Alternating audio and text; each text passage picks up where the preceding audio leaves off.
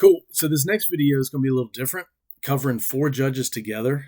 Two are minor and two are related in some fashion, and it just makes more sense to explain them because it's together because it's kind of complex. So going to cover some ground on this one, but we'll be good. So Abimelech is Gideon's son from the last video. Bad guy. He ended up becoming king because he killed all of Gideon's sons. And then retribution, everybody was after him, killed him. And a certain woman cast a piece of millstone upon Abimelech's head, and all to break his skull. So he was not liked.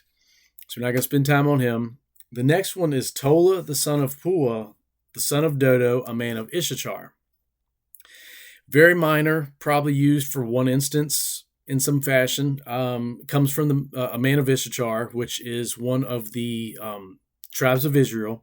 So it's kind of cool on these videos because not only are we talking about the judges, but we are learning a little bit more about the tribes of Israel as well, how complex that kind of is.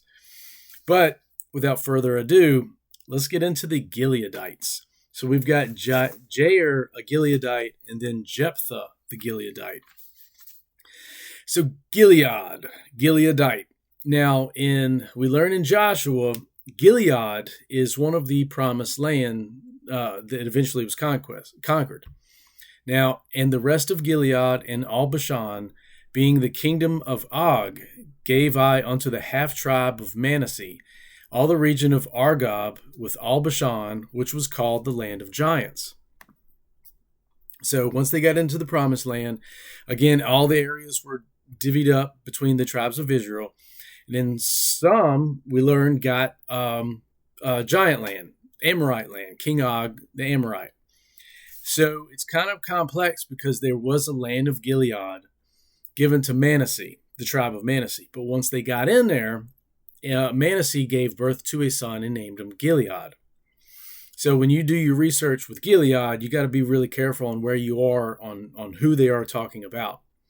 But it is really interesting that once they got in there, they named this gentleman after the land, and he is the one, his children became the judges.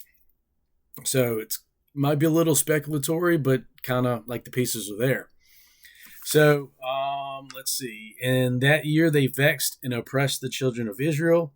18 years, all the children of Israel that were on the other side of Jordan in the land of the Amorites, which is in Gilead.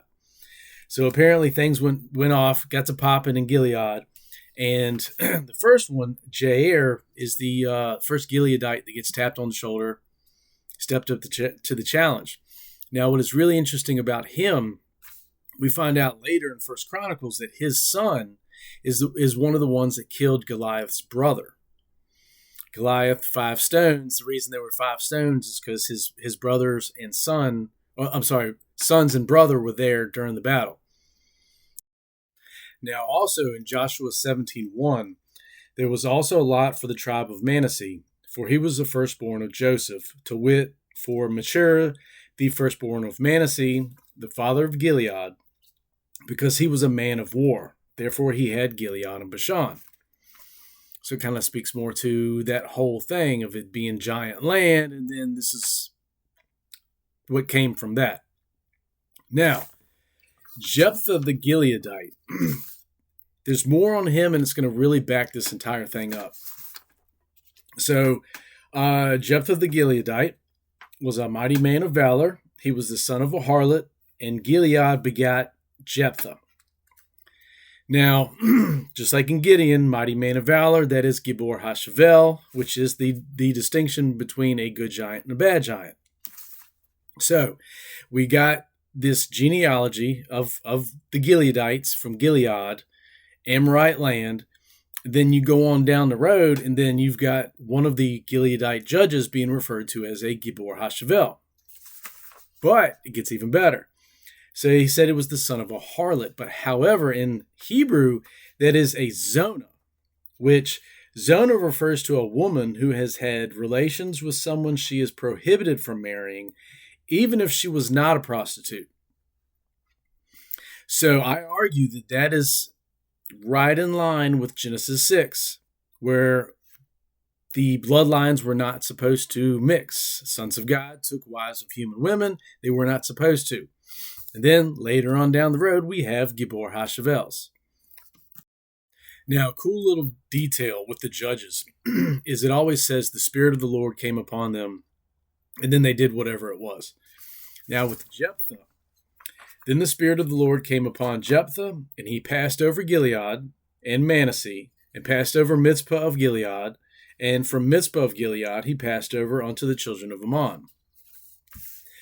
What that's and I tracked passed over, and how that's usually used and what it refers to is it's a long journey. You passed from Virginia to North Carolina kind of thing. So what seems to me is this mighty man of valor, Gibor HaShavel, is a big gentleman, and I'm gonna say it. It might be silly, but you look in Marvel movies when the first Hulk, when he was running really fast and he was hopping and jumping and going across. That's what that sounds like. Is that he was this big fella was passing over land after land after land, while he was in charge to go and attack Ammon. So you can just imagine what that looked like. You saw that big dude coming at you like that. So those are the two Gileadite judges. Seems like they come from Nephilim bloodline again, and they were just right place at the right time. People that God knew he could use to keep Israel safe.